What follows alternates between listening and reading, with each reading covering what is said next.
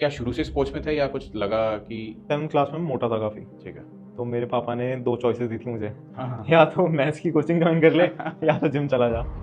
Compare to before अब क्या हो रखा है कि पहले तो क्या इन्फॉर्मेशन बहुत कम था, पहले तो इन्फॉर्मेशन मिलती नहीं थी और अब ना चाहते हुए मिल रही इन्फॉर्मेशन। अपने को आज नई चीज़ पता लगती है, कल उसको कॉन्ट्रैक्ट करने वाली नई चीज़ आ जाती है। आज के टाइम पे नॉनवेज की इतनी गंदी हालत है मार्केट में कि छोड़ दो, उससे अच्छा दाल चावल खाओ, राजमा चावल खाओ, छोले चावल खाओ। ऐसी कंफ्यूजन आई बिलीव एक्सरसाइज के अंदर भी है मार्केट में बहुत। कोई ट्रेनर क्या कह रहा है, कोई ट्रेनर क्या कह रहा है, and for a normal gym गोर क्या पता है भाई नहीं हो सकता। देखो, सबसे पहले तो बिगिनर आदमी हमेशा इस प्रॉब्लम में फंसता ही फंसता है। एक्सट्रीम बॉडी बनानी है या तो फिर आपको 10-20 साल अपनी बॉडी को देने पड़ेंगे, इतना मसल मास बना लो बॉडी में कि आपका फैट मास अपने आप ड्रॉप होता जाए और आपकी टोनिसिटी अपने आप दिखती जाए। क्रिएटिन का जैसे लोग कहते हैं कि मोटा कर देता है, देखो, जिनको समझ में नहीं आता ना जिम के अंदर, जो ट्रेनर्स होते हैं, जो उस्ताद लोग होते हैं, तो उनको अगर बोलो क्रिएटिन ले लें तो बोलते हैं कुछ नहीं करेगा, ये पानी चढ़ा देगा, मोटा हो जाएगा।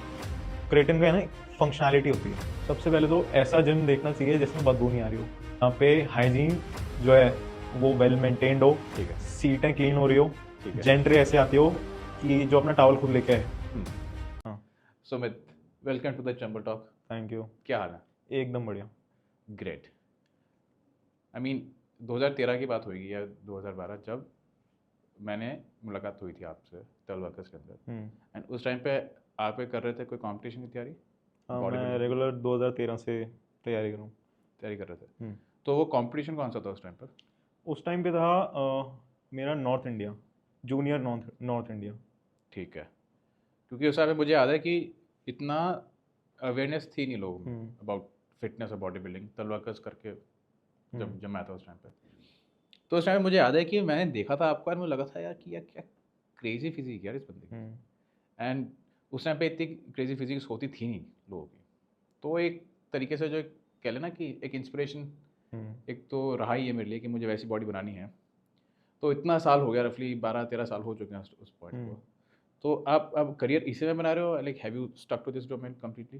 करियर मैंने 2015 में सोच लिया था कि इसी में रहना है। रीज़न? रीज़न बीइंग कि इसमें मैं बहुत एक्सटेंसिव तरीके से घुस गया था ठीक है, अपने बॉडी बिल्डिंग वाले टाइम पे कि यार ये इंटरेस्ट है मेरा। ऑलराइट। तो मैं एक्सरसाइज के बारे में सीखता रहता था, फिजियोलॉजी के बारे में सीखता रहता था, ठीक है, और मसल्स के बारे में पढ़ता रहता था। तो ठीक है। इतना ज़्यादा डीपली मैं इन्वॉल्व हो गया था इस फील्ड में कि फिक्स हो गया था कि यार इसी में कुछ ना कुछ करेंगे। ठीक है, फिर 2015 दिसंबर में मैंने बॉडी बिल्डिंग को एंड कर दिया कि अभी बस हो गया। इसका रीज़न? रीज़न कुछ पर्सनल थे, और फिर काफ़ी सारे कॉम्पिटिशन्स खेल लिए थे, एक्सपीरियंस हो गया था।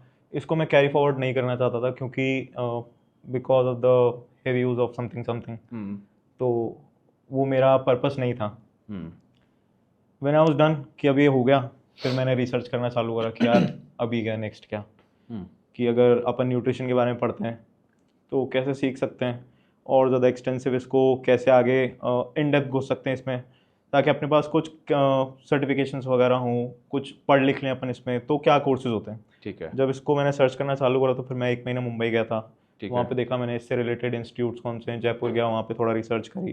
ठीक है, तो ऐसे ऑल ओवर इंडिया जब मैं देखता था कि यार इसकी पढ़ाई तो ऑलरेडी हो रही है, और जो जिम में ट्रेनर्स हैं बाहर के शहरों में, मेट्रो सिटीज़ में, वो ऑलरेडी सर्टिफाइड हैं, वो एजुकेटेड हैं, उनको पता है वो क्या कर रहे हैं। वो अगर कुछ करा रहे हैं तो उसके पीछे उनका कोई फंडा है, उनके पास पढ़ाई है, एजुकेटेड है, कि यार इसका रीज़न ये है, तो मुझे उसमें जाना था।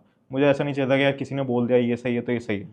मुझे हमेशा जानना होता है कि ये सही है तो क्यों सही है, ठीक है, कि इसकी वजह क्या है, ठीक है, और ये एक्चुअल में सही है या फिर ये सिर्फ किसी का बिलीफ सिस्टम है।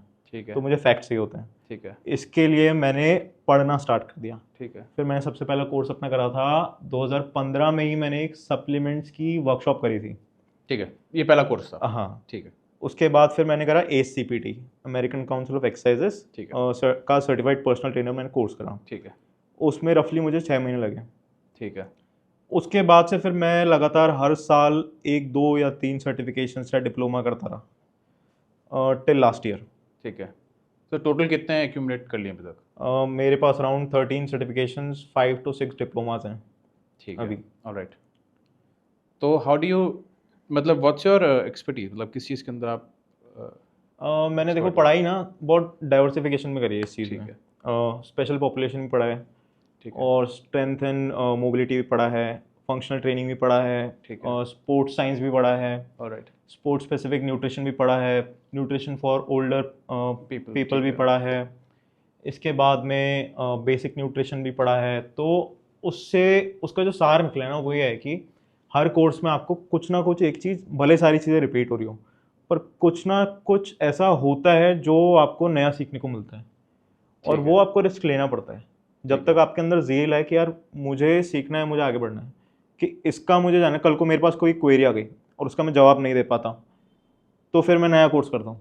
ठीक है, पहले मेरा सीन ये था। मतलब वो फायर इन द बेली होनी चाहिए, हाँ, आग कि मुझे सीखना है यार, मुझे सारे जवाब के आने Answers चाहिए चाहिए। आंसर्स, ठीक है, कि ऐसा नहीं होना चाहिए कि यार ये पूछ लिया तो मैं अटक गया। ठीक है। तो लाइक आप बॉडी बिल्डिंग के अंदर घुसे, तो क्या शुरू से स्पोर्ट्स में थे या कुछ लगा कि स्ट्रेंथ बनाना है या कुछ? शुरू से तो स्पोर्ट्स में नहीं था, स्पोर्ट्स में एज यूजुअल मेरा कोई इंटरेस्ट नहीं था ज़्यादा। ठीक है, तो 7th क्लास में मैं मोटा था काफ़ी, ठीक है। तो मेरे पापा ने 2 चॉइसेस दी थी मुझे, हाँ हाँ या तो मैथ्स की कोचिंग ज्वाइन कर ले या तो जिम चला जा। हाँ। तो मैं जिम चला गया। ठीक है, ठीक है, तो वहाँ से फिर मेरी जिम की जर्नी स्टार्ट हुई। तो मैंने एकदम देसी जिम से स्टार्ट करा, तब जिम की फीस थी 50 रुपये अच्छा, पर महीना। महीने की। हाँ, ठीक है, तो वहाँ से स्टार्ट करा, और 2007 या 8 से मैंने 7 से स्टार्ट करा था, 2013 तक मैं उसी जिम में था। ठीक है। 13 में मैंने ज्वाइन करा था तलवार। तलवार। तो मतलब जो भी मेन जो बॉडी बिल्डिंग करी या सीखा है वो उसी जिम पे सीखा था? वो मेरा एक बेस था, तो वहाँ पे मैं एक जैसे उस्ताद के अंदर रहते हैं, वो जो बोलते हैं वो करना है। तो मैं 2007 से लेके 2012 के एंड तक वही करा है। ठीक है, कि यार उस्ताद जी जो बोल रहे हो वो करना है। ठीक है। तो कंपेयर टू बिफोर अब क्या हो रखा है कि पहले तो क्या इन्फॉर्मेशन बहुत कम था अवेलेबल, और अवेयरनेस भी कम थी कंपेयर टू नाउ, जहाँ पर इन्फॉर्मेशन ओवरलोड बहुत ज़्यादा हो चुका है। पहले तो इन्फॉर्मेशन मिलती नहीं थी, और अब ना चाहते हुए मिल रही इन्फॉर्मेशन, एंड दैट टू भिन्न भिन्न प्रकार की। वो बहुत ज़्यादा कंपाइल हो गए, एक के ऊपर एक के ऊपर। अब अपने को आज नई चीज़ पता लगती है, कल उसको कॉन्ट्रैक्ट करने वाली नई चीज़ आ जाती है। राइट, फिर परसों वापस बोलते हैं कि ये गलत है, फिर बोलते हैं कि ये गलत है। राइट। तो वो ना लोगों का गुट बन गया है। किसी को Exactly. कुछ ओपिनियन पसंद आता है, किसी को कुछ पसंद आता है, किसी का बिलीफ सिस्टम है, किसी का फैक्ट सिस्टम है। तो उससे तो आप लड़ ही नहीं सकते हो, उसको छोड़ दो। जिसको जब समझना होगा समझेगा। किसी को चोट खा के समझनी, चोट खा के समझेगा, कोई बीमार होकर समझेगा, कोई तरीके से समझाएगा कि यार मैं गलत था, ये सही है। तो उस पर तो अपन बहस ही नहीं कर सकते, क्योंकि लोग ऐसे हो गए अगर उनसे बहस करने जाओ ना तो फिर वो पीछे पड़ जाते हैं कि यार मैं सही हूँ, तूने मेरे को गलत कैसे बोल दिया। तो इस केस के अंदर लाइक इसका सोल्यूशन क्या है? इसका सॉल्यूशन है कि आप अपने एंड से, अगर आपको लगता है कि यार मैं एथिकल बंदा हूँ, तो ना आप अपने एंड से सही इन्फॉर्मेशन देते जाओ।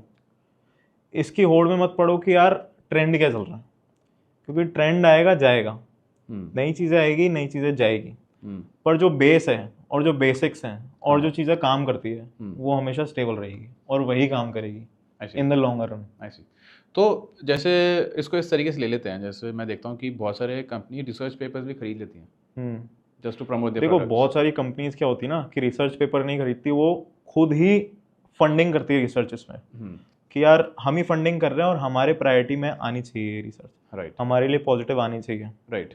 कई बार क्या होता है कि कंपनीज ऐसी कंपनीज में इन्वेस्ट करती है जो रिसर्चेस करवा रही है, और वो इन्वेस्टर्स में होती है, तो इनडायरेक्ट दबाव भी होता है फिर कि यार ये हमारे फंडिंग करने वाले हैं, तो रिसर्च थोड़ा सा ऐसे ऐसे, राइट। तो वो भी हो सकता है, पॉसिबिलिटी सारी है।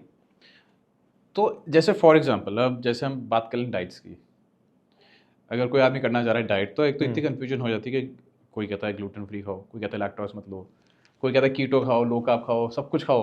मतलब तो हाउ टू फाइंड आउट कि भाई क्या खाना चाहिए? ये देखो, ये बात जो होती है ना कि सब कुछ खाओ, ये अच्छी बात है, पर ये बात चलती थी आज से थोड़े साल पहले तक। तब तक थोड़ा सा खाना पीना ना थोड़ा फिर भी सही था, अभी बहुत ज़्यादा खराब हो गया है। तो आज के टाइम पे अपन कुछ भी खाते हैं ना तो कुछ भी बीमारी किसी को भी हो रही है, पता नहीं चल रहा है। हाँ। आज के टाइम पे नॉनवेज की इतनी गंदी हालत है मार्केट में कि छोड़ दो उससे अच्छा। ऐसा कैसे? आपको नहीं पता है क्या मिल रहा है आपको, ओके, कि उसके मीट में क्या है एक्चुअल में, क्या हार्मोन्स डल रहे हैं, कैसे अंडा कैसे आ रहा है आपके पास, कैसा अंडा आ रहा है, ठीक है, क्वालिटी क्या है। ठीक है। और अपन जहाँ सिटी में रहते हैं उसमें इतना रेगुलेशन नहीं है, अपने पास एकदम हाई क्लास मीट प्रिक्योर करने का भी ऑप्शन नहीं है कि यार हम ऑर्गेनिक खा लें, ग्रास फेड खा लें, ऑप्शन ही नहीं। क्या खाओगे आप? आपको वही पोल्ट्री वाला अंडा लाना पड़ेगा, आपको वही चिकन कटवा के लाना पड़ेगा, आपको वही फिश लानी पड़ेगी, पता नहीं है फिश कहाँ से आ रही है, कैसी है। तो चलो ये तो हो गया, चलो प्रोटीन की बात कर लेते हैं कि अगर लेना है तो क्या वे प्रोटीन सिर्फ है कंपेरेटिवली?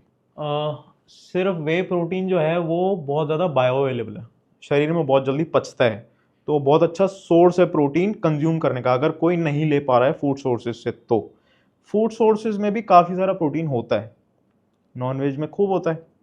अगर वेजिटेरियन सोर्सेज में बात करें, लिमिटेड ऑप्शंस होते हैं, पर होता है प्रोटीन, ऐसा नहीं है कि कंज्यूम नहीं कर सकते और बिल्कुल ही डेड एंड है। आप मिक्स एंड मैच करके खाओ खाना, दाल चावल खाओ, राजमा चावल खाओ, छोले चावल खाओ, आधे अमाइनो एसिड्स आपको इधर मिल जाएंगे, आधे इधर मिल जाएंगे। ऐसा नहीं होता कि आधे आधे होते हैं, क्वांटिटीज कुछ अमाइनो एसिड्स की इतनी कम होती है कि वो फिर काम नहीं करती, इसमें ज़्यादा होती है, तो वो बैलेंस हो जाता है। ऐसी तो उसके अंदर फिर अगेन मेरा क्वेश्चन ये आता है कि ये तो हो गया to attain fitness, but let's say अगर आदमी को बॉडी बिल्डिंग के अंदर ही मसल मास क्रिएट करना है, तो उस केस के अंदर how much gram is enough? Let's say यार आपका गोल अगर मसल बिल्डिंग है, स्पेसिफिकली आपको सिर्फ मसल मास गेन करना है, हाँ, तो आपको सबसे पहले अगर मैं सीधा सीधा बोलता हूँ कि आप 2.5 ग्राम से स्टार्ट कर लो, 3 ग्राम तक जाओ, ठीक है, इतना होना चाहिए।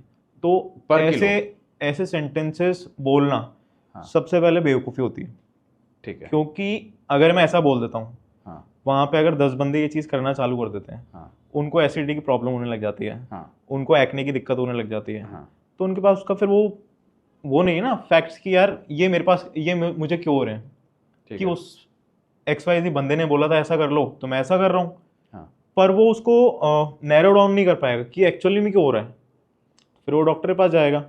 तो ऐसे होता है बहुत, और ऐसे मेरे क्लाइंट के साथ हो चुका है। तो मैं बता रहा हूँ कि ऐसे जब होता है ना, ज़्यादा प्रोटीन लेते हैं बिना अपने गट हेल्थ को जाने, बिना अपने मेटाबॉलिज्म को जाने कि मैं कितना पचा सकता हूँ, मुझे एसिडिटी कितनी फ्रीक्वेंटली हो रही है, ब्लोटिंग कितनी हो रही है, गैस कितनी हो रही है, ये सारी चीज़ों को जानना पड़ता है। इसके बाद में इंडिविजुअल लेवल पे हम लोग डिसाइड करते हैं कि आपको कितना ग्राम प्रोटीन देना है। ठीक है, वो मतलब ट्रायल एंड अभी एरर है। एक्ने हो गए, हाँ, आप डर्मा के पास जाओगे, हाँ, डर्मा बोला प्रोटीन की वजह से हो रहा है, प्रोटीन बंद कर दो। उसके बाद एक ही होता है, डर्मालॉजिस्ट यही बोलता है प्रोटीन बंद कर दो। आई सी। तो इसके अंदर हर बंदा डिफरेंट है, हर एक इंडिविजुअल डिफरेंस होता है, राइट? तो ये केस टू केस बेसिस पे है, मतलब केस टू केस सबके ऊपर basis एक पे एडवाइस होता है। काम नहीं करेगी। नहीं होती, ये बहुत बेसिक लेवल पे काम करती है कि यार आपको एटलीस्ट प्रोटीन पूरा करना है, एटलीस्ट मिनिमम बेयर मिनिमम खाना है, तो ये एडवाइस फॉलो कर लो। अगर अपन नीश पे जाते हैं ना कि मेरे लिए क्या काम करेगा, तो आपके लिए आपको ट्रायल एंड एरर, पता लगाना पड़ेगा कि आपके लिए क्या काम करता उसमें लगेगा टाइम। है। उसमें टाइम लगता है, उसमें महीना, 1.5 महीना, 2 महीना, कितना भी समय लग सकता है आपको अपनी बॉडी के बारे में जानने में। ऐसी। अब एक तो अगेन इसी के ऊपर बात कर लेते हैं अपन कि ये तो चलो हमने डाइट की बात कर ली कि कंफ्यूजन है, ऐसी कंफ्यूजन आई बिलीव एक्सरसाइज के अंदर भी है मार्केट में। बहुत है। कोई ट्रेनर क्या कह रहा है, कोई ट्रेनर क्या कह रहा है, and for a normal gym गोअर को क्या पता है कि भाई इसकी मानो या उसकी मानो, क्योंकि उसको टेक्निकलिटीज तो पता नहीं है हर एक चीज़ की। So what you have to say about that कि भाई उससे डील कैसे करें? उससे डील करने के लिए ना हमको थोड़ा सा देखो, सबसे पहले तो बिगिनर आदमी हमेशा इस प्रॉब्लम में फंसता ही फंसता है, वो फंसेगा ही फंसेगा, गारंटी। क्योंकि उसके सराउंडिंग जो लोग हैं, उसके दोस्त लोग, हाँ, अगर उनको हाफ बेक नॉलेज है, हाँ, तो वो अपने साइड को ओपिनियन देंगे।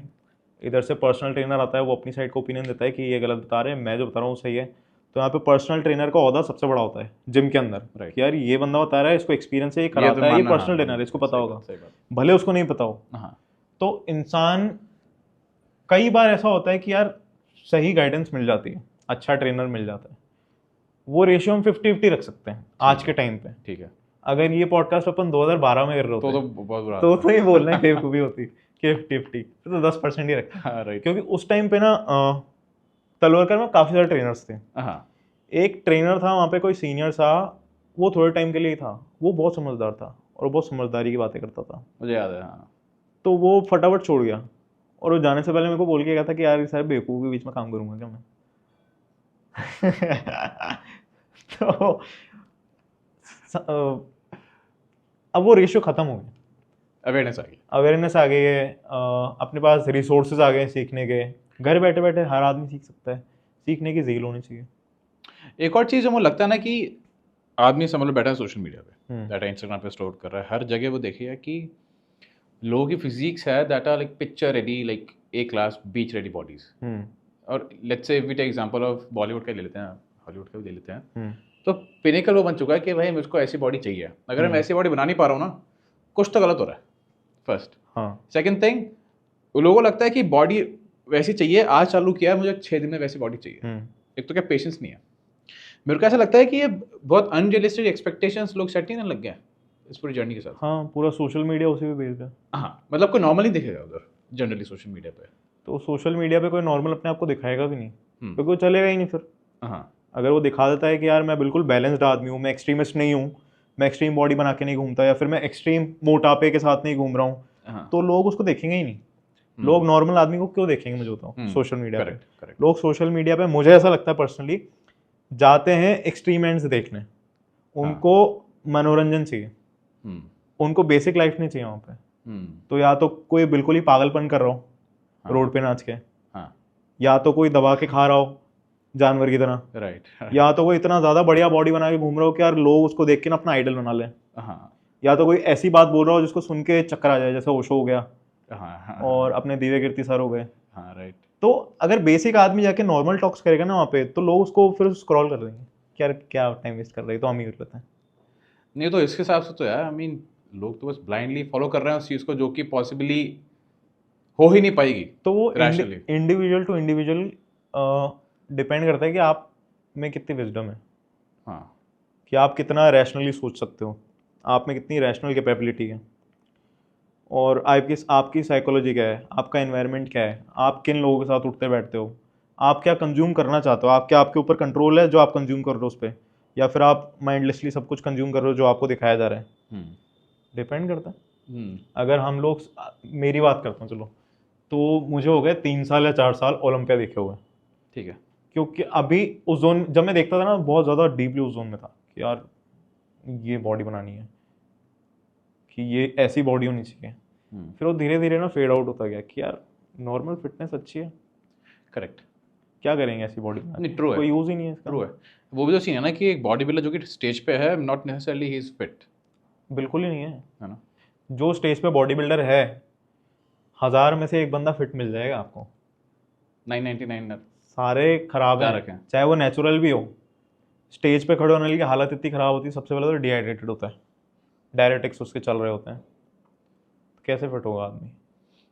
आपको एक्सट्रीम बॉडी बनानी है, या तो फिर आपको 10-20 साल अपनी बॉडी को देने पड़ेंगे, इतना मसल मास बना लो बॉडी में कि आपका फैट मास अपने आप ड्रॉप होता जाए और आपकी टोनिसिटी अपने आप दिखती जाए। ओके, तो इस पर थोड़ा बात कर लेते हैं। हाँ, लाइक यू सेड कि अगर मसल मास बढ़ा ले तो फैट डिक्रीज हो जाएगा, कैसे, मतलब थोड़ा बताओ। देखो क्या होता है कि इसके पीछे एक फंडा होता है, बीएमआर के बारे में जानते हो? हाँ, तो अगर पहले बता दो फॉर द व्यूअर्स बीएमआर। अगर मैं कुछ नहीं कर रहा हूँ, मैं पूरा दिन सिर्फ बेड पे लेटा हूँ, तो बीएमआर होता है बेसल मेटाबॉलिक रेट।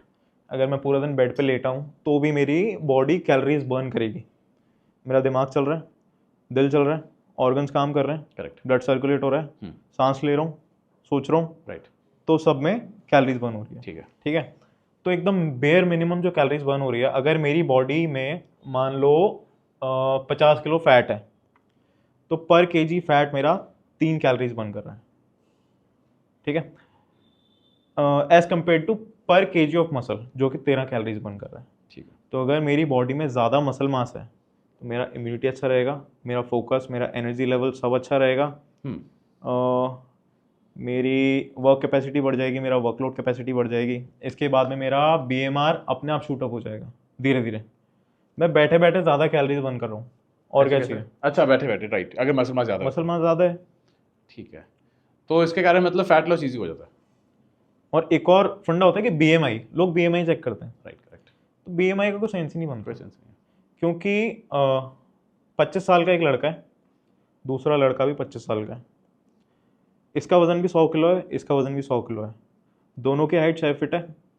ठीक है, एक मोटा है, एक बॉडी बिल्डर है, बीएमआई दोनों का सेम आएगा। राइट, राइट, और दोनों का वो पैरामीटर तो सेम ही रहेगा ना, जो भी आएगा उसमें, तो कोई सेंस ही नहीं कोई बीएमआई सेंस का। नहीं है। तो तुम्हें इसके बारे में बताओ कि अब इतनी कंफ्यूजन है मार्केट के अंदर, एक आइडियल प्रोसेस क्या होना चाहिए एक बंदे के लिए। आई मीन लेट्स से बात कर लेते हैं, किसी को वेट लॉस करना है या वेट गेन करना है या बॉडी बिल्डिंग करनी है या जनरल फिटनेस, तो एक आइडियल प्रोसेस क्या होना चाहिए? आइडियल प्रोसेस एज इन जब वो खुद से ये सारी चीज़ें करे उसके लिए, या फिर उसको किसी की हेल्प लगे। ठीक है, पूछ रहा हूँ मैं। I mean both of the cases में, लेट्स से मैं अभी न्यू जिम ज्वाइन किया है फॉर एग्जाम्पल, तो एक आइडियल प्रोसेस क्या होना चाहिए मेरे लिए? ठीक है, आपने अभी जिम ज्वाइन करा है, सबसे पहले तो one thing at a time आप टैकल करो। सारी चीज़ों को 360 डिग्री टैकल करना मत स्टार्ट हो जाओ। यार आज से मैंने स्टार्ट कर दिया, आज से मुझे एक्सरसाइज भी ऑन पॉइंट रखनी है, स्लीपिंग भी ऑन पॉइंट रखना है अपना, इसके बाद मुझे खाना पीना भी ऑन पॉइंट रखना है, इसके बाद मुझे अगर कुछ आदत है तो वो भी एकदम ड्रॉप करनी है। तो इससे क्या होगा ना कि हफ्ते 2 हफ्ते में वो डीमोटिवेशन लेवल जो है ना वो ऊपर जा रहा है आपका, क्योंकि आप अपनी इच्छाएं बहुत ज़्यादा मार रहे हो। ठीक है, आप इस ट्रैक पे थे नहीं, ठीक है, आपने एकदम से कोई नए ट्रैक को फॉलो करना स्टार्ट करा है और आप सब कुछ उसके रिलेटेड उससे रिलेटेड उसी के लिए करे जा रहे हो, तो आप ना बहुत जल्दी थक जाओगे, उससे बहुत जल्दी बोर हो जाओगे। आप सोचोगे यार ये ना बहुत ज़्यादा फर्स्ट क्रिएट कर रहा है मेरी लाइफ में। ठीक है, मुझे मेरी पहले वाली लाइफ और रूटीन ना ज़्यादा पसंद था। ठीक है, तो हम चीज़ों को ऐसे टैकल नहीं करेंगे। ठीक है, अगर आपको इसको अडेयर करना है, अच्छे से इसको सस्टेन रखना है, तो सबसे पहले वन एट अ टाइम चीज़ों को हैंडल करना स्टार्ट करो। ठीक है, जैसे कि आप सबसे पहले एक्सरसाइज करना स्टार्ट करो, या तो फिर आप जिम जाने से 1 महीना पहले अपना खाना पीना सुधारने पे फोकस करना स्टार्ट करो। ऐसा नहीं कि कल से सुधारना चालू हो गए और 1 महीना हमने बिल्कुल स्ट्रिक्ट डाइट रखी, रिजिड डाइट रखी कि हम डेली वही खाना खा रहे हैं, लंच में भी, डिनर में भी, ब्रेकफास्ट में भी। हमको सुधार करना है अपने मील्स में कि यार हम जो खा रहे हैं सबसे पहले ये देखना है कि इसमें कितना प्रोटीन है, कितने हेल्दी फैट्स हैं, प्रिपरेशन मेथड क्या है। हमारा जो घर का ट्रेडिशनल वे ऑफ कुकिंग होता है, हो सकता है कई घरों में वो अनहेल्दी होता है, बहुत फ्राइड होता है, बहुत ज़्यादा तेल होता है, XYZ। तो हमको सबसे पहले उसको फिगर आउट करना है। सबसे पहले धीरे धीरे करके एक एक चीज़ करके उसको सॉर्ट करना है। ठीक है, जब आपको लगता है कि यार अब ना मैं थोड़ा सा हेल्दी पैटर्न पे आ गया हूँ, मैं अच्छा खाने लग गया हूँ, अब मुझे और आगे जाना है, इसको और आगे बढ़ाना है, पुश करना है, तब आप एक्सरसाइजिंग स्टार्ट करो। ज़रूरी नहीं है कि आप जिम जाके ही स्टार्ट करो, आप पार्क में जाके वॉकिंग से स्टार्ट कर सकते हो, पार्क में जाके बॉडी वेट एक्सरसाइजेस स्टार्ट कर सकते हो, अपने घर की छत पे जाके बॉडी वेट एक्सरसाइजेस कर सकते हो, जॉगिंग कर सकते हो, साइकिलिंग कर सकते हो, रनिंग कर सकते हो, स्विमिंग कर सकते हो, बैडमिंटन खेलो, टेनिस खेलो, जो आपको पसंद है। एक स्पोर्ट स्पेसिफिक एक्टिविटी स्टार्ट कर दो, या तो फिर आप जिम जाना चालू कर दो। जब आप जिम जाते हो तो मेक श्योर करो कि सबसे पहले आप फॉर्म एंड टेक्निक्स को सही करो अपने। 1 से 2 महीना आपका जाएगा ठीक है, फॉर्म एंड टेक्निक सीखने में। ठीक है, इनिशियल लेवल पे कोई भी गिमिक्स में मत पड़ो, फैंसी मूवमेंट स्टार्ट मत करो, एकदम बेसिक रखो, मशीन से स्टार्ट करो, जो फिक्स्ड मशीन्स होती है हमारी उनसे स्टार्ट करो, ताकि आपका एक मोटर लर्निंग होगी। ठीक है, एक बार जब मोटर लर्निंग का प्रोसेस खत्म होता है तो हमारी मसल्स हैबिचुअल होते हैं वो मूवमेंट पे। तो जब वो मूवमेंट आपकी बॉडी सीख जाएगी, उसके बाद आप स्विच हो केबल्स पे या फिर फ्री वेट्स पे। एकदम से जाके अगर हम बेंच प्रेस करने लग जाएंगे खाली बाबल से, तो वो रॉड ऐसे ऐसे होगी सही, क्योंकि हमारे अभी मोटर लर्निंग हमारी मसल्स ने करी नहीं है। हमारी मसल्स को पता नहीं है कि मूवमेंट क्या है। हम जैसे साइकिल चलाना सीखते हैं, ठीक है, वहाँ पे भी हमारी बॉडी मोटर लर्निंग करती है। ठीक है, तो सबसे पहले आप मूवमेंट सीखो, मूवमेंट्स आप सीख गए, आपके फॉर्म एंड टेक्निक सही हो गए, इसके बाद अब आप स्ट्रेंथ बढ़ाने पे ध्यान दो। ओके, इसको आपको और ज़्यादा पुश करना है। अब आपका न्यूट्रिशन ऑन पॉइंट है, आपकी एक्सरसाइजिंग ऑन पॉइंट है, अब आप इंक्लूड करो सप्लीमेंट्स, सपोर्टिव सप्लीमेंट्स। ऐसा नहीं कि 10-10, 12, 20-20 हज़ार के स्टैक ला के रख दिए। तो कौन से सप्लीमेंट्स डू यू रिकमेंड? देखो मेरे क्लाइंट्स को ना मैं बेसिक 3 सप्लीमेंट्स मैक्स देता था, जिसमें से 2 नेसेसरीली देता ही देता था, अगर चाहिए होते थे तो। ठीक है, जिनमें से एक हमेशा चाहिए रहता है, वो थोड़े टाइम बाद, डिपेंडिंग ऑन आपकी इंडिविजुअल जर्नी कैसे चल रही है। ठीक है, तो वो सप्लीमेंट है क्रिएटिन। इंटरेस्टिंग। तो क्रिएटिन का जैसे लोग कहते हैं कि मोटा कर देता है। क्रिएटिन ये देखो, जिनको समझ में नहीं आता ना जिम के अंदर, जो ट्रेनर्स होते हैं, जो उस्ताद लोग होते हैं, तो उनको अगर बोलो क्रिएटिन ले लें तो बोलते हैं कुछ नहीं करेगा, ये पानी चढ़ा देगा, मोटा हो जाएगा। तो क्रिएटिन का है ना एक फंक्शनैलिटी होती है, क्रिएटिन का एक प्रोसेस होता है, तो वो प्रोसेस बहुत प्यारा होता है।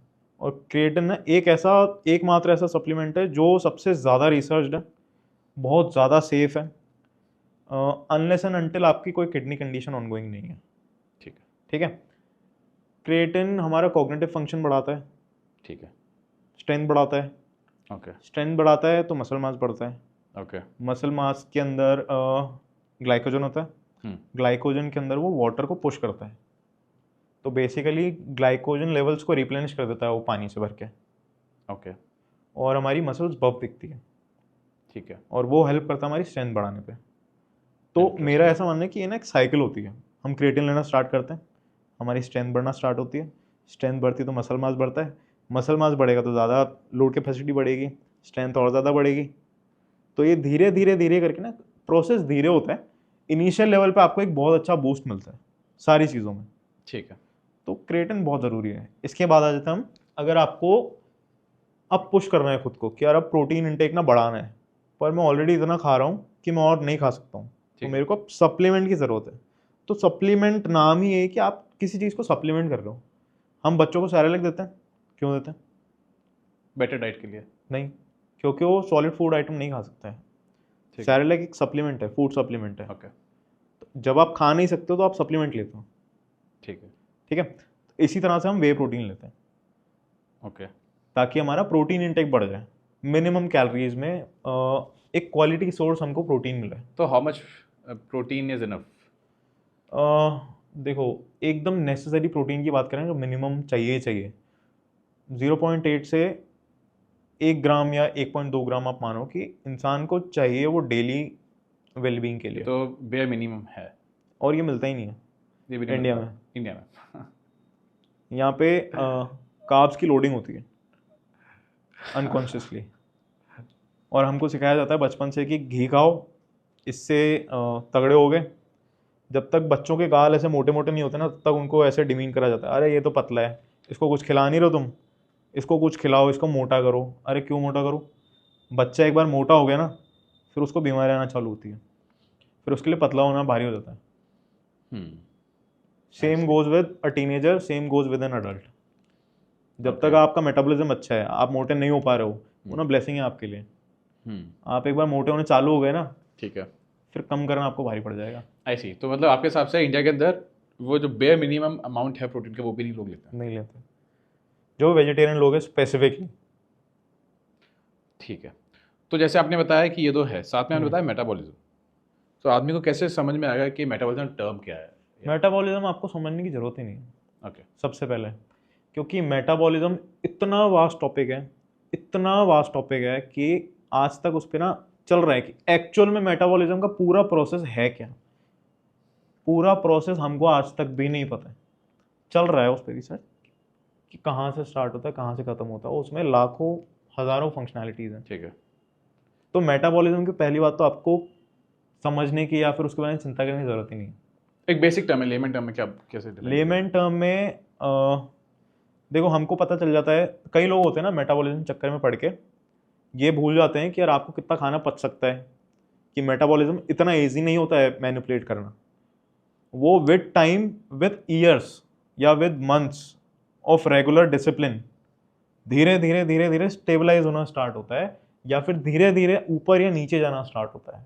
जब आपकी फूड हैबिट्स बहुत ज़्यादा बेकार होती है, वो उसके हिसाब से स्विच हो जाता है, धीरे धीरे अडेप्ट कर लेता है।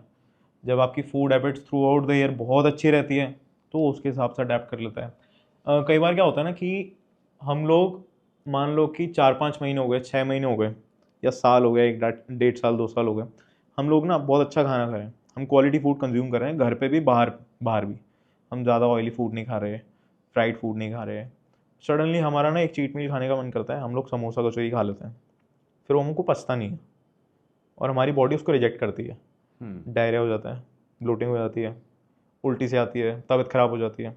आई सी। तो ये आपकी बॉडी का ना मेथड है आपको बताने का कि भाई अब मत करो ये, अभी जो चल रहा है ना ट्रैक, वो सही ट्रैक पे हो, इसको बिगाड़ो मत। वो बॉडी का सिग्नल ये है। हाँ, कचरा मत डालो बॉडी के अंदर।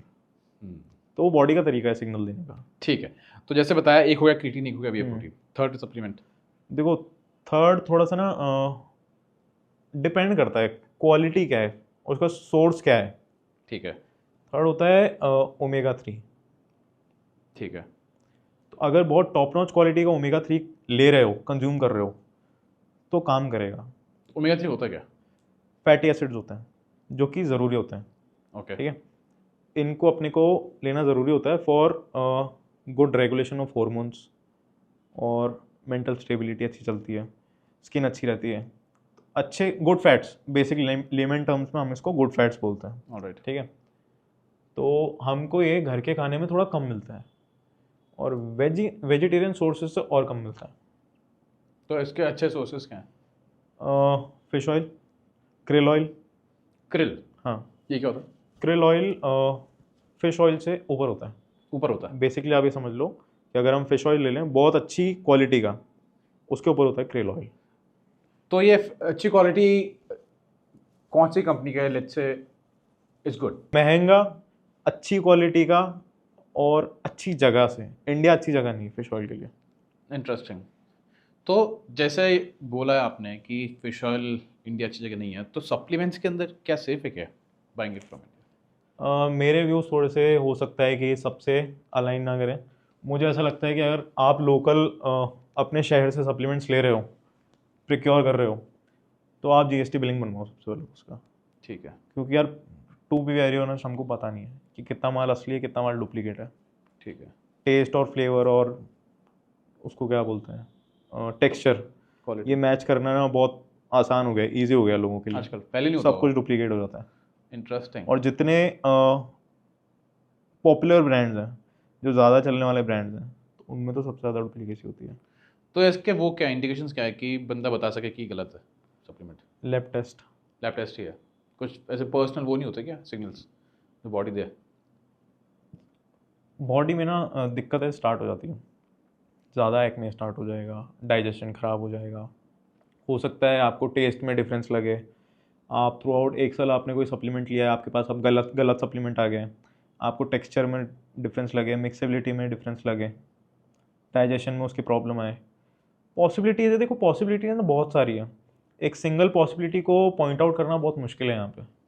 ठीक है। तो सबसे बेस्ट चीज़ है कि अगर कोई डायरेक्टली वेबसाइट के थ्रू आपको प्रोटीन मिल रहा है ब्रांड के थ्रू, तो उसी पे जाओ, डायरेक्टली ब्रांड से खरीद लो। डायरेक्टली ब्रांड से खरीदो। इंटरेस्टिंग। ओके। और ब्रांड्स भी आजकल समझदार हो गए, ओके। तो वो लैब टेस्टिंग करा के रखते हैं, साथ रिपोर्ट भी देते होंगे वो? रिपोर्ट ऑनलाइन रहती है। इसके बाद में हमारे पास यूट्यूब पे भी काफ़ी सारे लोग हैं जो ब्रांड टेस्टिंग करते हैं, ठीक है। जो इंडिविजुअल सप्लीमेंट्स को टेस्ट करते हैं। ठीक है। तो ऐसे सोर्सेज देखो जो वेल टेस्टेड हैं और जो प्रूवन है कि यार ये चीज़ अच्छी है। तो आपका इसके ऊपर क्या व्यू है, फास्टिंग के ऊपर? फास्टिंग कभी कभार ठीक है, बाकी मुझे पर्सनली इंटरमिटेंट फास्टिंग बहुत इडियोटिक लगती है, सेल्फ डैमेजिंग। कि आप खुद का एक प्रोसेस जो मतलब आप बचपन से बड़े हो गए हो खाना खा के, हाँ 3 टाइम 4 टाइम आप जो भी घर में खा रहे हो, राइट, आप उसको स्विच कर देते हो इंटरमिटेंट फास्टिंग से। ठीक है। ठीक है, कुछ भी XYZ डॉक्यूमेंट्री देख के, यूट्यूब पे वीडियोस देख के, किसी और के व्यूज़ को समझ के सोच के, उसके बाद क्या होता है ना, थोड़े टाइम आपको अच्छे रिजल्ट्स आते हैं, हो सकता है लॉन्ग लास्टिंग रिजल्ट्स भी आए, हो सकता है आप इंटरमिटेंट फास्टिंग पे स्विच हो जाओ, वो आपके रूटीन के लिए काम कर सकते हैं कि यार मेरे पास टाइम नहीं है तो मेरे लिए ये विंडो है खाने की और मैं अच्छे से खा सकता हूँ इसके अंदर। उन लोगों के लिए ये बहुत अच्छी चीज़ है। बट जो शौक से कर रहे हैं और एक रिजल्ट पाने के लिए सिर्फ कर रहे हैं, नॉट गुड। कि यार मुझे ना रिजल्ट्स नहीं आ रहे तो मैं अब इंटरमिटेंट फास्टिंग करके देखता हूँ, क्योंकि उसमें ये फास्टिंग वर्ड इंक्लूडेड है, तो मुझे ऐसा लगता है कि लोग उसकी तरफ ना ज़्यादा अट्रैक्ट होते हैं कि यार ये ना थोड़ा सा गिमिकी टर्म है, ये फैंसी टर्म है, ये मैं करूँगा तो 10 लोग चौंकेंगे, और तो इंटरमिटेंट फास्टिंग कर रहा है, तो खुद को भी ऐसा एक ईगो बूस्ट मिलता है कि यार मैं इंटरमिटेंट फास्टिंग कर रहा हूँ। तो उसमें होता कुछ भी नहीं है, वो आप अगर आपको सूट नहीं हो रहा, आपके रूटीन के हिसाब से वो वेल मैनेज नहीं है, तो आप सेल्फ डैमेज कर रहे हो खुद को। ठीक है। तो ऐसी कौन सी डाइट है जो कि सबके लिए यूनिवर्सली काम करेगी? देखो ये तो स्कूल में पढ़ाते हैं हमको, बैलेंस डाइट। सब कुछ खाओ थोड़ा थोड़ा? हाँ, ठीक है। तो मतलब पोर्शन वाइज खाओ, सब कुछ खाओ, थोड़ा थोड़ा खाओ, अच्छा खाना खाओ, ऐसा नहीं सब कुछ में अपन रोज कचौरी खा रहे हैं। क्वालिटी फूड खाओ, पर उसको डाइवर्सिफाइड रखो। ऐसा भी नहीं कि हम लोग रोज सिर्फ ब्रोकली खा रहे हैं सब्जी में। डाइवर्सिफिकेशन लाओ अपनी प्लेट में, तरह तरह के प्रोटीन खाओ, तरह तरह के फ्रूट्स खाओ, तरह तरह की सब्जियां खाओ, तरह तरह के ग्रेन्स खाओ। फिर उसको नोट करो, आइडेंटिफाई करो तुम्हारे लिए क्या काम कर रहा है, तुम्हें किससे एलर्जीज हो रही है, तुम्हें क्या सूट हो रहा है, तुम्हें क्या डाइजेस्ट हो रहा है, क्या नहीं हो रहा है, उनको एलिमिनेट करते जाओ। इंटरेस्टिंग। तो अगेन इसका वहीं पे आते हैं, ट्राई एंड टेस्ट करो व्हाट वर्क्स फॉर यू। सबके लिए यही काम करता है, काम करता है। ट्रायल एंड एरर करना ही पड़ेगा आपको। वेरी और ये इंटरेस्टिंग, आपकी लाइफ में, आपकी जर्नी में आप जितना पहले कर लोगे ना, उतना बेटर। आगे का प्रोसेस उतना स्मूथ हो जाएगा, क्योंकि अल्टीमेटली हमको पॉइंट ए से पॉइंट बी तक जाना है। अगर हमारा कोई स्पोर्ट्स स्पेसिफिक या फिजिक्स स्पेसिफिक गोल है ठीक है। तो या तो हम स्ट्रेट लाइन में जा सकते हैं। स्ट्रेट लाइन में जाने का तरीका यही है कि इनिशियल पीरियड में आप सब कुछ ट्रायल एंड एरर कर लो, तभी आगे का जो प्रोसेस है वो स्मूथ रह पाएगा। अगर ये नहीं करते हम लोग इनिशियल, मान लो 2 से 3 हफ्ते 4 हफ्ते में हम लोग फिगर आउट नहीं करते कि आपकी बॉडी किस तरह से रिस्पॉन्ड कर रही है, किस रेट पे रिस्पॉन्ड कर रही है, आपको क्या रूटीन जो है वो सूट कर रहा है, क्या नहीं कर रहा है, क्या आप कर सकते हो अपने वर्किंग शेड्यूल के अराउंड, क्या आपकी लाइफस्टाइल आपको अलाउ कर रही है करना, क्या आपका स्लीपिंग पैटर्न जो है वो इसके अराउंड हम लोग फिक्स कर सकते हैं नहीं कर सकते। तो बहुत सारे ऐसे सिनारियोज होते हैं जहाँ पे ना हमको चीज़ों को, सारी चीज़ों को एक साथ अलाइन करना होता है। तो कोचिंग बहुत इजी टास्क नहीं होता। यहाँ पे ना हमको ये भी देखना पड़ता है आपका फूड प्रेफरेंस क्या है, फूड चॉइसेस क्या है, आपका ट्रेडिशनल वे ऑफ कुकिंग क्या है घर पे, आप कितने मील्स खाना पसंद करते हो, कितने मील्स आपको एक्चुअल में चाहिए। ठीक है। इसके बाद आपको कौन सा वर्कआउट प्रोग्राम सूट करेगा, कहाँ से हमको स्टार्ट करना है, कैसे हमको प्रोसीड करना है, क्या आपका करंट फिटनेस लेवल, आपका हेल्थ मार्कर्स कहाँ पे स्टैंड कर रहे हैं, क्या आपको कोई प्रायर इंजरी है, क्या आपका कोई डिजीज़ ऑनगोइंग है, कोई कंडीशन चल रही है उसको देखने की ज़रूरत है, क्या आपकी कोई पहले से दवाइयाँ चल रही है, आप अभी करंटली क्या कर रहे हो, अगर आप कोई तरह की डाइट ले रहे हो, किसी डाइटिशियन के साथ इन्वॉल्व हो, तो आपने थ्रू आउट पिछले 6 से 3 महीने में क्या करा है, हमको इसको कैसे स्विच करना है धीरे धीरे, आपका स्लीपिंग पैटर्न क्या है, आपका वर्किंग शेड्यूल क्या है, लाइफस्टाइल कैसा है आपका, आप हफ्ते में कितने दिन बाहर जाके खाना खाते हो, आपके पास होम कुक फूड की क्वालिटी क्या है, क्वांटिटी क्या है, कौन से शहर में रहते हो। तो यहाँ पे ना पर्पस ये होता है कि मुझे आपको मेरे प्रोग्राम के अराउंड रिवॉल्व नहीं कराना ठीक कि है। यार मैं जैसा बोल रहा हूँ ना मनदीप, वैसा कर तो ही तेरे रिजल्ट्स आएंगे, नहीं तो मैं गारंटी नहीं लूँगा और कोई रिजल्ट्स नहीं आएंगे।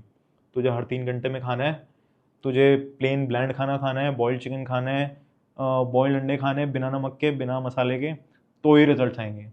तो ये एकदम बेवकूफ़ी वाली चीज़ होती है और ये ऐसे रिजल्ट्स नहीं आते हैं। ऐसे क्या होता है ना, बंदे का ट्रस्ट उठ जाता है इस प्रोसेस से कि यार ये पतला होना है, फिट होना है तो बहुत मुश्किल है, मेरे से नहीं होगा, तू भी मत कर। तो यहाँ पे गोल क्या होता है ना कि मुझे जो मेरा प्रोग्राम है वो आपके लाइफस्टाइल के अराउंड, आपके वर्किंग शेड्यूल के अराउंड रिवॉल्व करवाना है। सारे एडजस्टमेंट मुझे करने हैं, आपको नहीं करने हैं। आप मेरे पास अपनी प्रॉब्लम लेके आओ, आप ऑलरेडी एक कुएं में हो, तो मुझे ना आपको वहाँ से निकालना है। वो साइकोलॉजिकली निकलेगा आदमी। अगर मैं उस पर और ज़्यादा प्रेशर डालूंगा ना कि ले अब मैं भी आ गया, मैं तेरा कोच हूँ, मैं जो बोल रहा हूँ वो कर, तो वो भाग जाएगा। फिर वो दूसरे जो रिलायबल आदमी, एथिकल आदमी है, उस पर भी ट्रस्ट नहीं करेगा। ठीक है। ओके, तो अकॉर्डिंग टू यू फिर एक रियलिस्टिक एम क्या है? रियलिस्टिक एम सबका एक ही होना चाहिए, एंड गोल सबका एक ही होना चाहिए। Initial short term mid goals हम कुछ भी बना सकते हैं अपनी लाइफ में, चाहे हमें बॉडी बनानी है चाहे एब्स बनाने हैं, वो ना शॉर्ट टर्म गोल्स होते हैं। आप उसको अगर कैरी फॉरवर्ड कर सकते हो, आपकी लाइफस्टाइल आपको अलाउ करती है, तो बहुत अच्छी बात है। ठीक है। आपके पास रिसोर्सेज हैं, आपके पास टाइम, आपके पास पैसा है, आप सब कर सकते हो। ठीक है।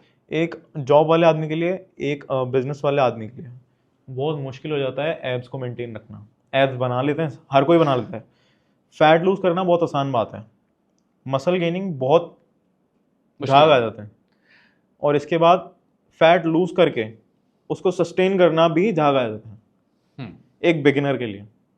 बट एक आदमी जो रेगुलर बेसिस पे फैट लॉस करता रहता है, ट्रांसफॉर्मेशन करता रहता है, मसल मास की उसको नॉलेज है, उसके अंदर ऑलरेडी अच्छा खासा मसल मास है, स्ट्रेंथ अच्छी खासी है, जिम का एक्सपीरियंस है, डाइटिंग का एक्सपीरियंस है, उसको पता है उसके लिए क्या काम करता है, तो उसके लिए ना एक फिजिक को मेंटेन करके चलना बहुत ईजी हो जाता है, वो उसकी लाइफस्टाइल बना लेता है वो। It's everyday process. तो हर चीज़ को ना हमको एक लाइफस्टाइल पर्सपेक्टिव से 360 डिग्री टैकल करना पड़ता है। ठीक है। क्योंकि अगर हम एग्जाम की तैयारी करते हैं स्कूल में, तो हमको एक लाइफस्टाइल क्रिएट करना पड़ता है कि यार उठना है जल्दी, पढ़ाई करनी है, ठीक है। फिर ब्रेकफास्ट करना है, फिर थोड़ा पढ़ना है, कोचिंग जाना है, स्कूल जाना है, वगैरह वगैरह। तो उसके हिसाब से हमको लाइफ डेवलप करनी पड़ती है अपनी, अगर नहीं होती तो। और जो बच्चा नहीं करता फिर उसके कम मार्क्स आते हैं, वो फेल हो जाता है। राइट।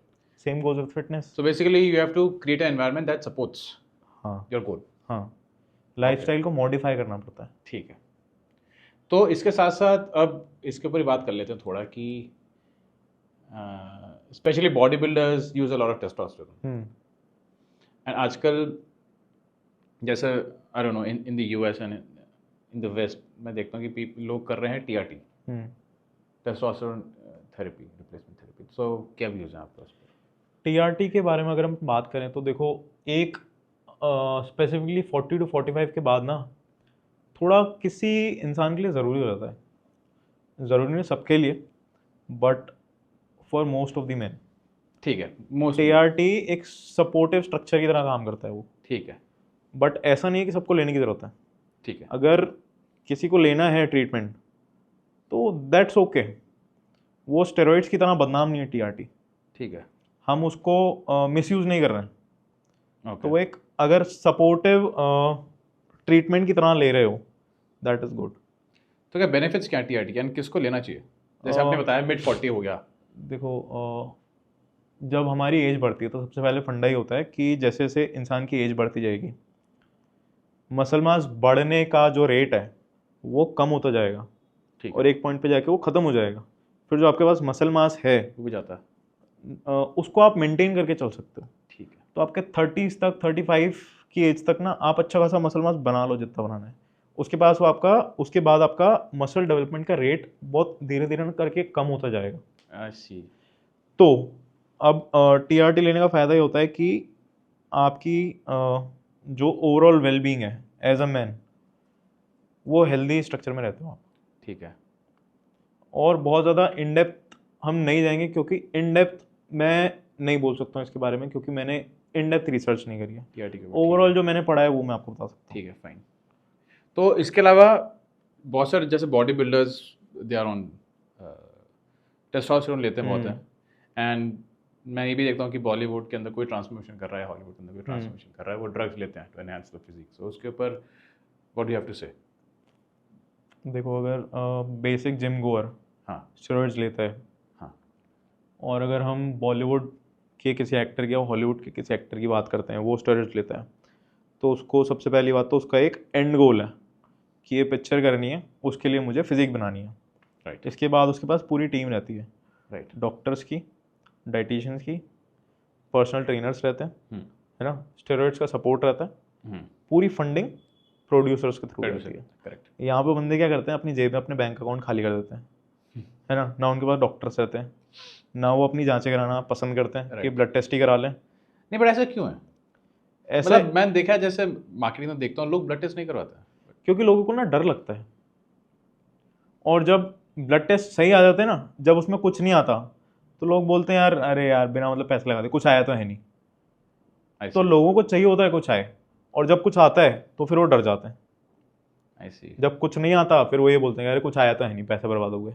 ठीक है, तो मेंटेलिटी की दिक्कत है ओके, वो। देखो, ये ना ट्रेंड अब ऑनगोइंग ट्रेंड नहीं है कि अपने हेल्थ का चेकअप कराते रहें, वो धीरे धीरे आ रहा है, और वो अपनी जनरेशन लेके आएगी इसको कि यार ये ज़रूरी चीज़ है, क्योंकि अभी माहौल ख़राब हो रहा है, खाना पीना ख़राब हो रहा है, लाइफस्टाइल ख़राब हो रहा है, तो कराना ज़रूरी है। आगे बड़ी दिक्कत आए उससे अच्छा है कि अभी सचेत हो जाओ, ख़त्म कर दो, एलिमिनेट कर दो कुछ भी प्रॉब्लम स्टार्ट हो रही है उससे पहले, या स्टार्ट हो चुकी है तो उसको कम लेवल पे ख़त्म कर दो, करेक्ट, उसको बढ़ाओ मत। क्योंकि जो दिक्कतें होती है ना, मैं पर्सनली झेल चुका हूँ बहुत पर्सनल फैमिली में, तो वो दिक्कतें धीरे धीरे करके ना इंडिकेशन देती है, और उसको अगर नेग्लेक्ट करते जाओ ना, फिर वो एकदम से बम फोड़ती है बहुत बड़ा एंड स्टेज पे कि यार तुमने ध्यान नहीं करा ना, अब पड़ जाओ तुम बिस्तर पे, ठीक अब है, सीधा ऑपरेशन है। ठीक है। तो इसलिए लोग जनरली करवाते नहीं ब्लड टेस्ट। हाँ, फाइन, ओके, और जब ब्लड टेस्ट में कुछ आता नहीं है हाँ, बड़े बूढ़ों के, हाँ, तो फिर उनका मेंटालिटी ये रहता है कि यार करा दिए पैसे वेस्ट, कुछ आया तो है नहीं।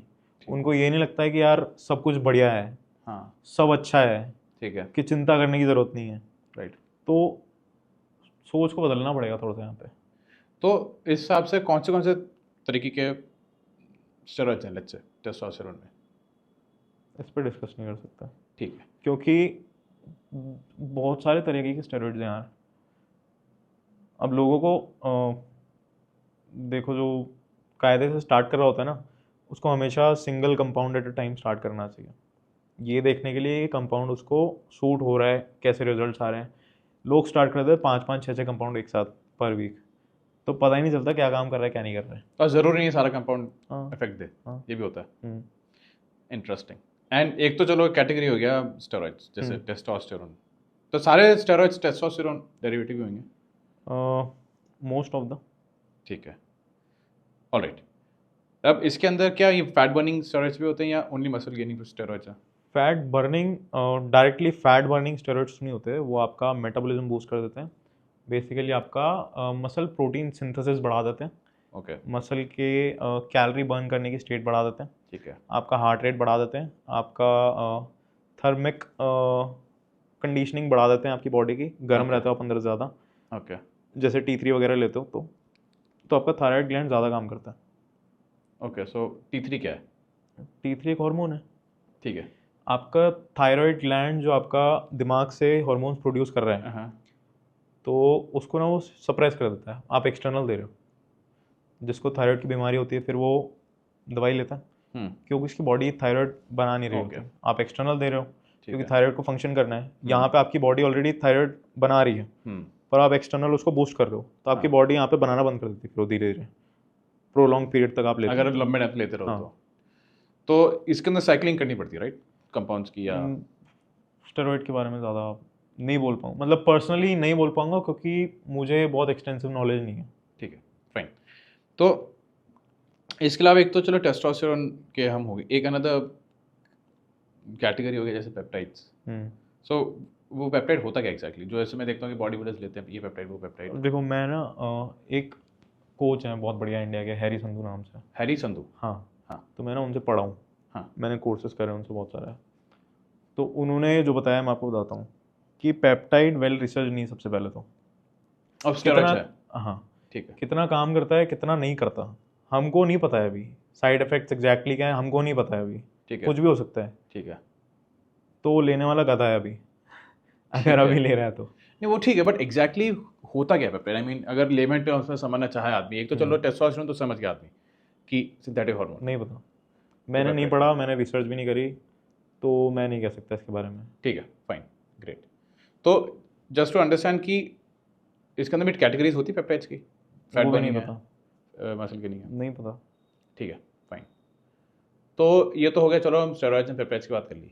Now people these days they are taking, जैसे अभी अभी आ गई सर्दियाँ, शिलाजीत लोग ले रहे हैं, शिलाजीत हो गया, अश्वगंधा हो गया, फिर अब वो आ गया टोंगाटली, ये जो सब्सटेंसेस हैं जैसे लोग यूज़ कर रहे हैं टू इंक्रीज टेस्टोस्टेरोन नेचुरली, ये काम करता है?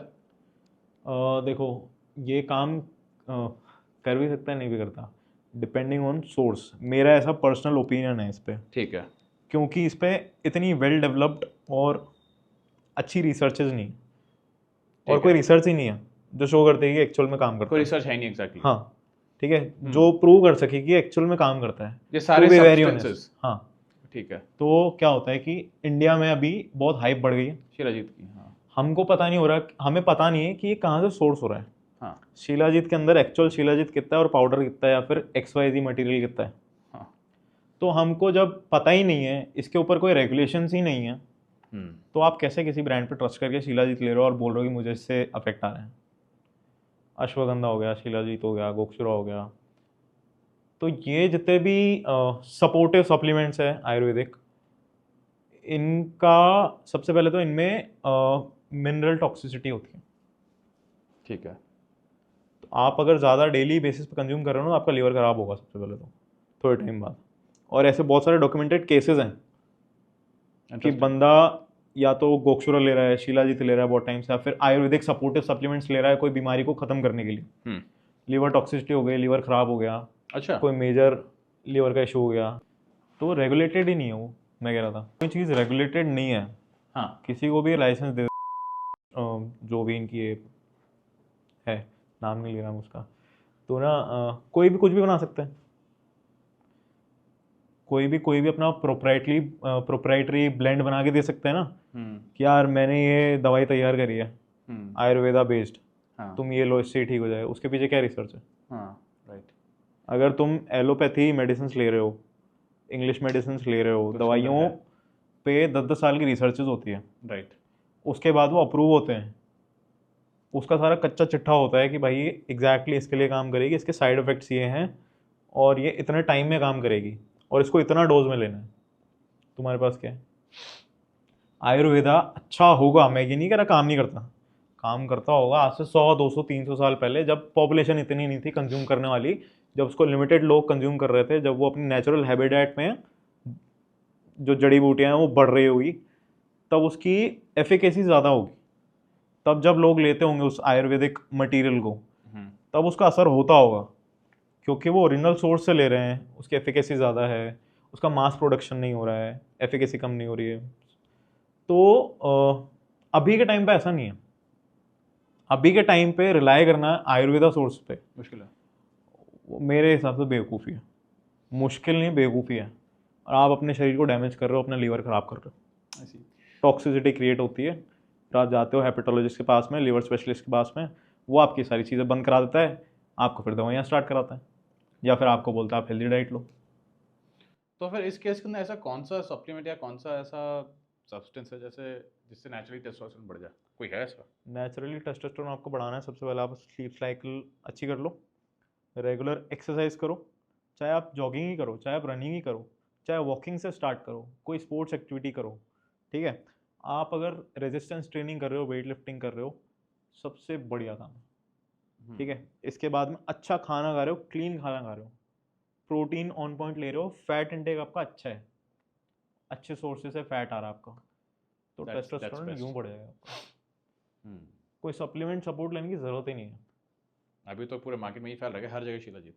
यार वो मार्केट की भी गलती नहीं है ना, क्योंकि कंज्यूमर इतना बैठा है। अगर सप्लीमेंट किसी ने दुकान डाल रखी है, कोई सप्लीमेंट का मैन्युफैक्चरर है, तो उसको मार्केट करना पड़ेगा कि यार मेरे पास 10 प्रोडक्ट है, 10 प्रोडक्ट के अलग अलग 10 काम हैं, हर प्रोडक्ट स्पेशलाइजेशन के साथ आता है कि ये टेस्टोस्टेरोन बूस्ट करता है, ये इंट्रा वर्कआउट है, ये फैट बर्नर है, ये XYZ आपको फ़ायदा देगा। तो वो उनकी गलती नहीं है, वो मार्केट में करना पड़ेगा सप्लीमेंट बेचने के लिए। तो अब वो कंज्यूमर पे डिपेंड करता है कि वो अपनी रिसर्च कितनी करता है, वो कितना समझदार है कि आपको सही में BCAA की ज़रूरत है अगर आप प्रोटीन ले रहे हो। नहीं है, क्योंकि वो पार्ट ऑफ द प्रोटीन है आपका ऑलरेडी, वो ब्रांच चेन अमाइनो एसिड्स हैं, स्पेसिफिक अमाइनो एसिड्स हैं जो आपके वे प्रोटीन में कंप्लीट एक अमाइनो प्रोफाइल के अंदर ऑलरेडी अवेलेबल है। क्यों ले रहे हो?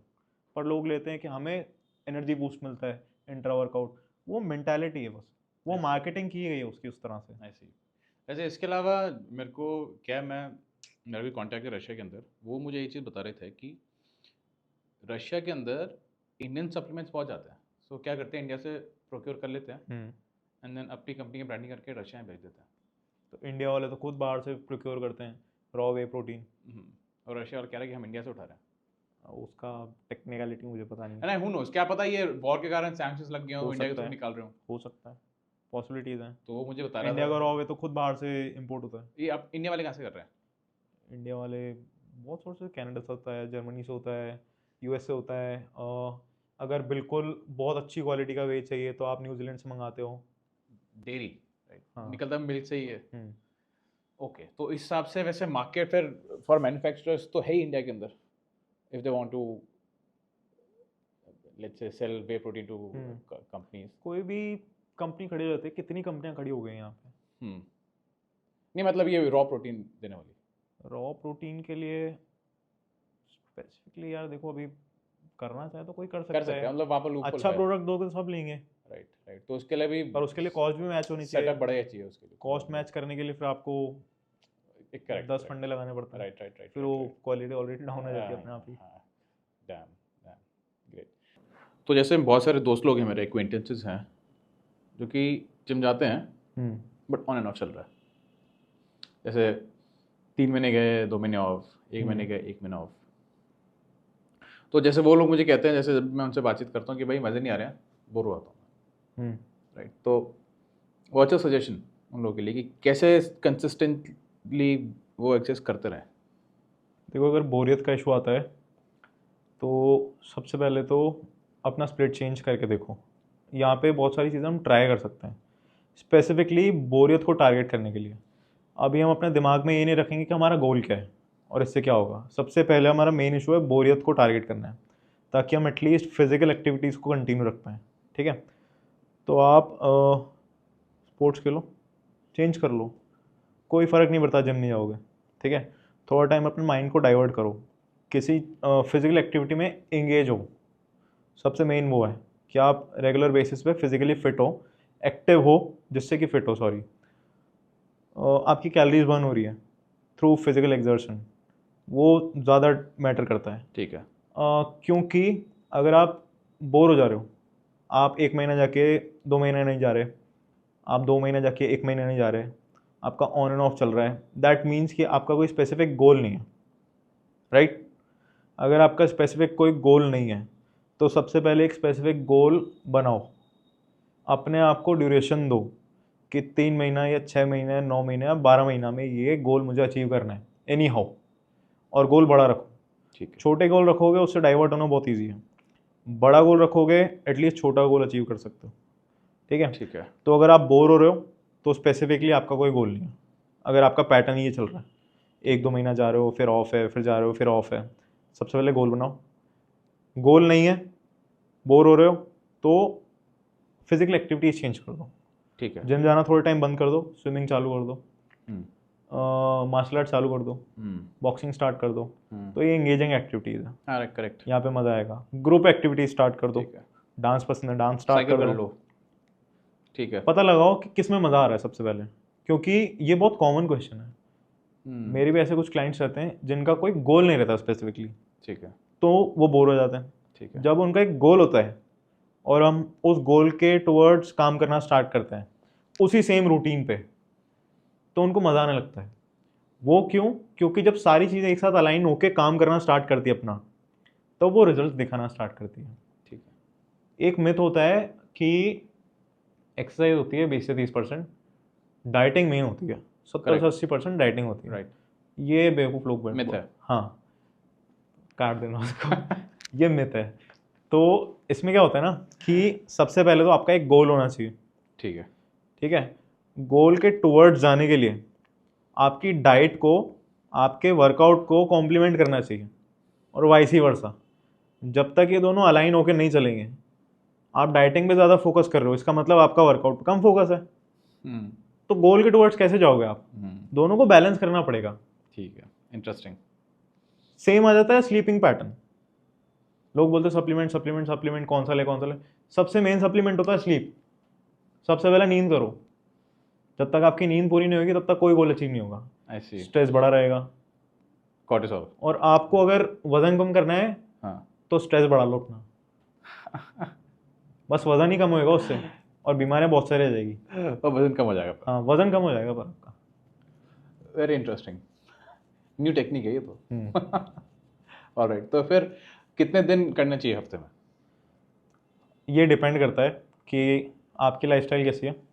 आपका जो शेड्यूल है वो आपको अलाउ करता है 7 दिन जिम जाने के लिए। क्या आपकी बॉडी रिकवर हो पा रही है 7 दिन जिम जाके रोज़ाना के बेसिस पे? आपको कितना रेस्ट चाहिए? आपका स्लीपिंग पैटर्न क्या है? आपका ईटिंग हैबिट्स क्या है? आपकी कितनी कैलोरीज कंज्यूम कर रहे हो आप? फिजिकल एक्सर्शन कितना है? कितना कार्डियो कर रहे हो? कितना स्ट्रेंथ ट्रेनिंग कर रहे हो? डिपेंड करता है। कई लोगों के लिए twice a week is enough because of their routine. Really? हाँ, कई लोगों के लिए thrice a week is enough, ठीक 3 days a week is enough. ठीक है। कईयों के लिए 4 days काम करता है, कईयों के लिए 5 days काम करता है। जो 7 मैं days? प्रेफर करता हूँ एक स्प्लिट, हाँ। मैक्सिमम 5 दिन का रखो। 2 दिन बॉडी को दो रेस्ट एंड रिकवरी के लिए, वो बॉडी को चाहिए। मेजॉरिटी वो देते ही नहीं है। 6 दिन 7 दिन संडे को भी जिम जाएंगे सुबह उठ के, उनको लगता है जितना ज़्यादा बॉडी को तोड़ेंगे उतने ज़्यादा रिजल्ट आएंगे। ऐसा नहीं होता।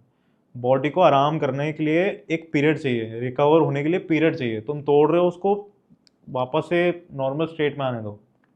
एक्सरसाइज करो, बहुत अच्छे से करो। अगर बिल्कुल ही दम लगा के बहुत बॉडी को ऐसी तैसी करते रहो तुम जिम जाके, घर तुम लुढ़क लुढ़क के आ रहे हो, है ना, सीढ़ी पकड़ पकड़ के, तो तुम सिर्फ 3 दिन जिम करो। इंटरेस्टिंग।